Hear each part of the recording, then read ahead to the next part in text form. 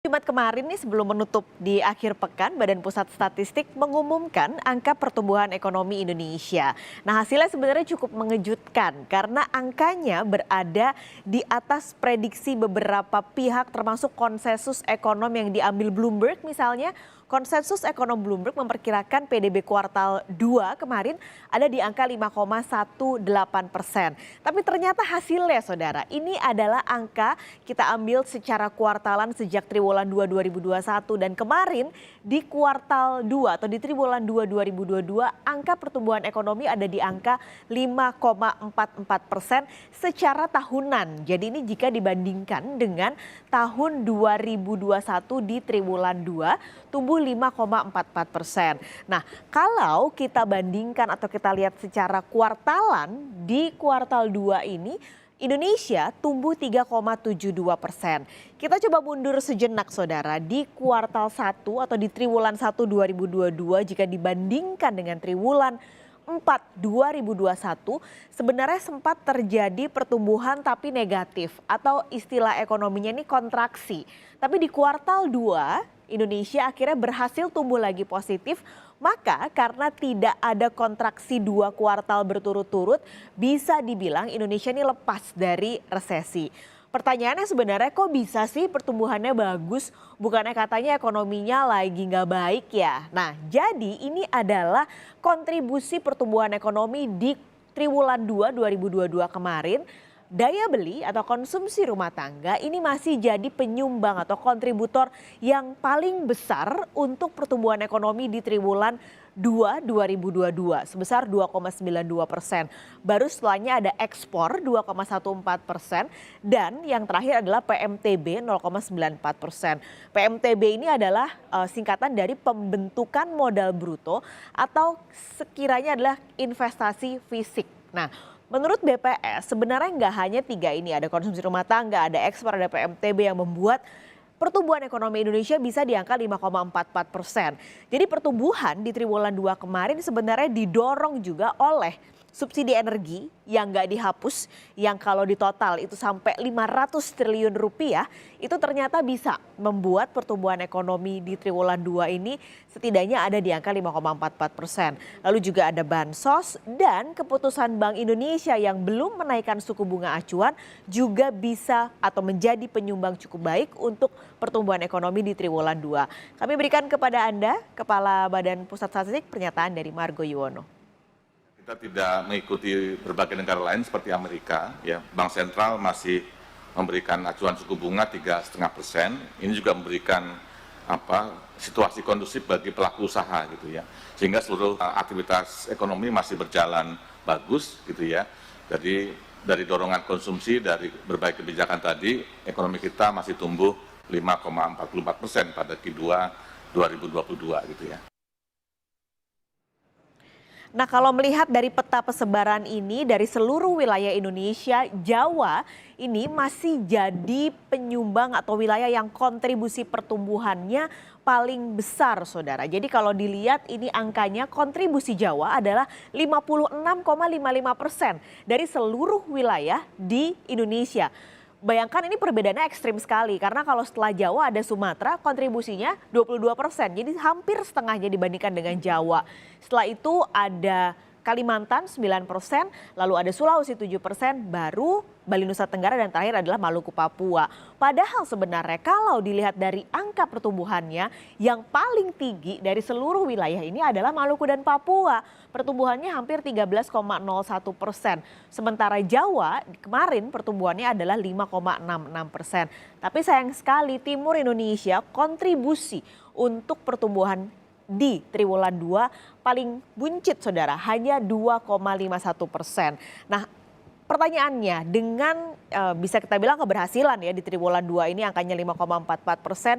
Bisakah bertahan sampai akhir tahun dengan gejolak dan juga tantangan ekonomi yang cukup besar? Kami akan berbincang pagi ini dengan Kepala Ekonom Bank Permata Joshua Pardede. Mas Joshua selamat pagi, ini sebenarnya banyak yang cukup mengagetkan. Kalau saya ngobrol sama teman-teman saya mereka sampai nanya ini datanya benar nggak sih 5,44% gitu. Nah pertanyaannya Mas Joshua, dengan konsumsi rumah tangga yang masih di angka 2,92%, apakah ini berarti inflasi yang terjadi akhir-akhir ini tidak berpengaruhkah pada daya beli masyarakat? Ya, saya pikir kalau kita lihat pertumbuhan tahunan dari konsumsi rumah tangga ini cukup baik ya, sekitar 5,5%. Kalau dibandingkan dengan kuartal 1 tahun ini masih di bawah 5%. Jadi memang kita melihat bahwa faktor musiman dengan adanya penanganan COVID yang lebih baik sehingga pemerintah juga melakukan relaksasi terhadap PPKM dan kita melihat mobilitas masyarakat juga cenderung meningkat khususnya pada saat mudik lebaran yang lalu.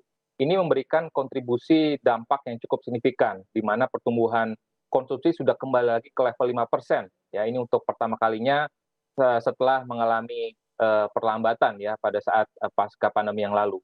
Dan faktor yang berikutnya lagi juga kita melihat bahwa kondisi dari inflasi yang masih terkendali dan juga kita juga melihat bagaimana tadi disampaikan juga bahwa tingkat suku bunga Bank Indonesia yang tetap bertahan di level 3,5% itu juga memberikan indikasi bahwa ekspektasi inflasi memang akan terkendali. Makanya kita melihat bahwa konsumsi rumah tangga dan juga net export ya sebagai tambahan bahwa net export ini artinya kinerja ekspor kita di kuartal kedua yang lalu pun juga masih sangat ditopang oleh tingginya harga komoditas. Sehingga makanya dua komponen itu net export dan juga konsumsi rumah tangga berkontribusi cukup signifikan dan juga meskipun di sisi lainnya investasi ataupun tadi PMTB agak melambat dan konsumsi pemerintah ini cenderung terkontraksi. Oke, kita bahas yang daya beli dulu, Mas Joshua. Tapi sampai kapan sih kita bisa bergantung gitu pada konsumsi untuk pertumbuhan ekonomi? Mengingat kalau kemarin mungkin ada faktor musiman, ada lebaran ya. Nah, tapi di triwulan 3 ini masih bisakah jadi penopang untuk pertumbuhan ekonomi?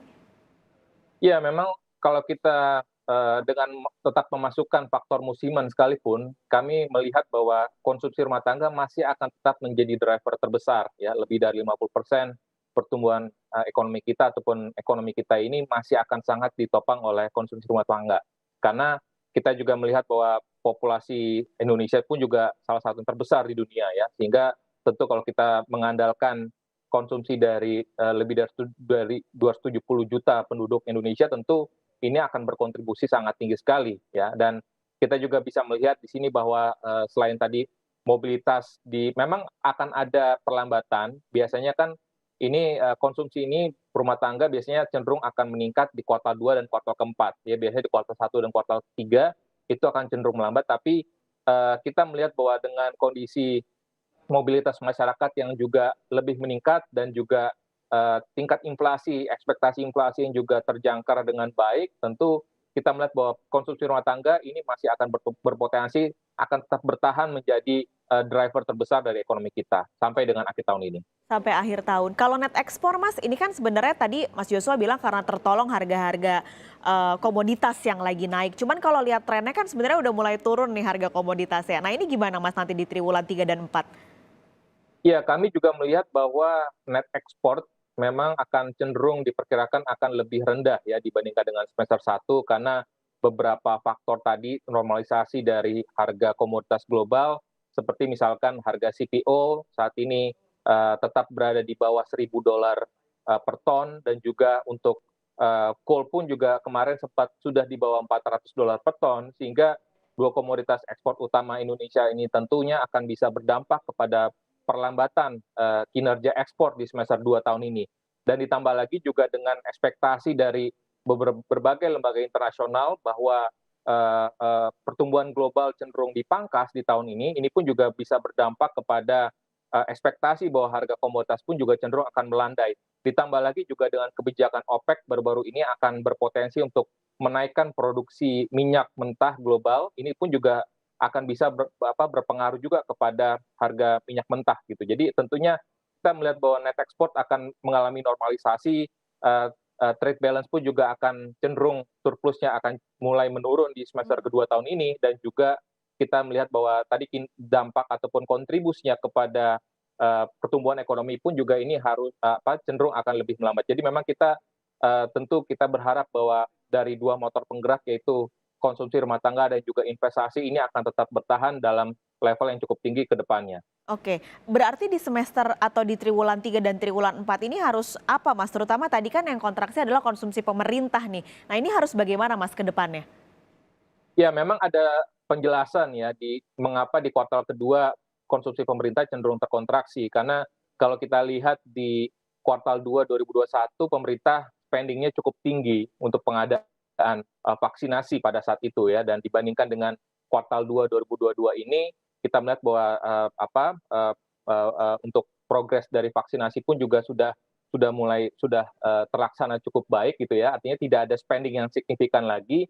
Namun kita melihat bahwa untuk di semester kedua biasanya kan ini juga siklus dari tahun ke tahun ya, ini spending pemerintah untuk pembayaran proyek-proyek pemerintah, infrastruktur itu biasanya akan cukup tinggi di Hmm. semester kedua khususnya di akhir tahun. Sehingga oleh sebab itu kita melihat bahwa spending pemerintah memang akan cenderung meningkat, tapi memang ini isu klasik dari rendahnya penyerapan belanja di awal tahun itu memang dibenahi oleh pemerintah ya, dan di samping itu juga kalau kita lihat sampai dengan bulan Juni yang lalu dari realisasi APBN sementara 2022 untuk belanja dari pembayaran bunga sendiri ini cukup tinggi ya kontribusinya, sedangkan dibandingkan dengan belanja modal relatif penyerapannya relatif rendah. Jadi makanya perlu ada bagaimana pemerintah juga perlu lebih optimal lagi untuk bisa menggenjot belanja modal ya, khususnya tadi bagaimana mendorong proyek-proyek padat karya gitu, sehingga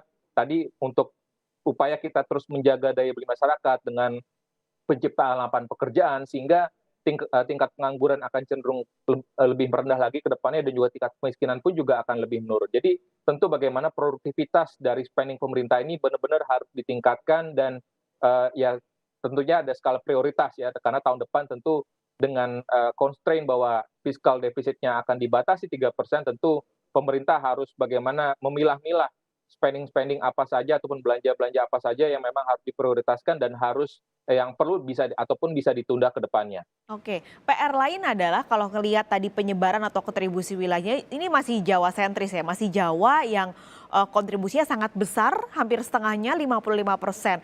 Ini nggak bisa ya Mas, memang sulitkah untuk menyebar kontribusinya supaya bebannya nggak di Jawa aja? Karena sebenarnya wilayah-wilayah lain kan juga memiliki potensi yang mungkin bisa digali untuk jadi kontributor di pertumbuhan ekonomi.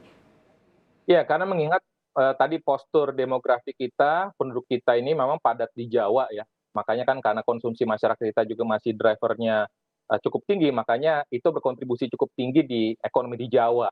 Tapi memang tentu kita harus jangan terlena ya dengan konsumsi. Jadi kita perlu bagaimana mendorong tadi sisi investasinya ini agar menjadi driver terbesar untuk menjawab tadi pertanyaan yang pertama, bagaimana investasi ini bisa kita kejar agar pertumbuhan ekonomi kita akan lebih sustain lagi ke depannya. Hmm. Oleh sebab itu saya pikir dan kalau kita melihat juga sebenarnya pencapaian ataupun realisasi PMA ataupun PMDN yang dirilis oleh BKPM, Kementerian Investasi, ini juga sudah menunjukkan bahwa porsi investasi di luar Jawa sebenarnya sudah mulai meningkat. Jadi makanya itulah yang menjadi kata kuncinya bagaimana pemerintah bisa menarik investasi khususnya untuk industri-industri yang padat karya, ya seperti misalkan hilirisasi tadi ya, kalau kita lihat kan dari Sulawesi Tengah, di Sulawesi Tenggara, dan juga Maluku Utara dan Papua itu kan semuanya sebagian besar terkait dengan hilirisasi nikel. Jadi memang tentu bagaimana kita mengarahkan investasi di luar Jawa ini, tadi misalkan investasi hilirisasi misalkan kelapa sawit di Sumatera ataupun hilirisasi batu bara di Kalimantan, tentu ini akan lebih menggerakkan lagi investasi sehingga tadi manufaktur juga cenderung akan lebih meningkat di luar Jawa, sehingga ini akan bisa mendorong tadi pemerataan pembangunan akan lebih merata lagi, dan drivernya pun juga akan bisa didorong oleh provinsi-provinsi di luar Jawa. Seperti Nah itu. ini yang memang kita nantikan. Terima kasih banyak Mas Joshua, semoga ini jadi pesan dan juga PR untuk pemerintah di triwulan 3 dan 4. Ada kabar yang juga baik di sama-sama seperti di triwulan 2. Terima kasih Kepala Terima Ekonom Bank kasih. Permata Joshua Pardede, sehat selalu.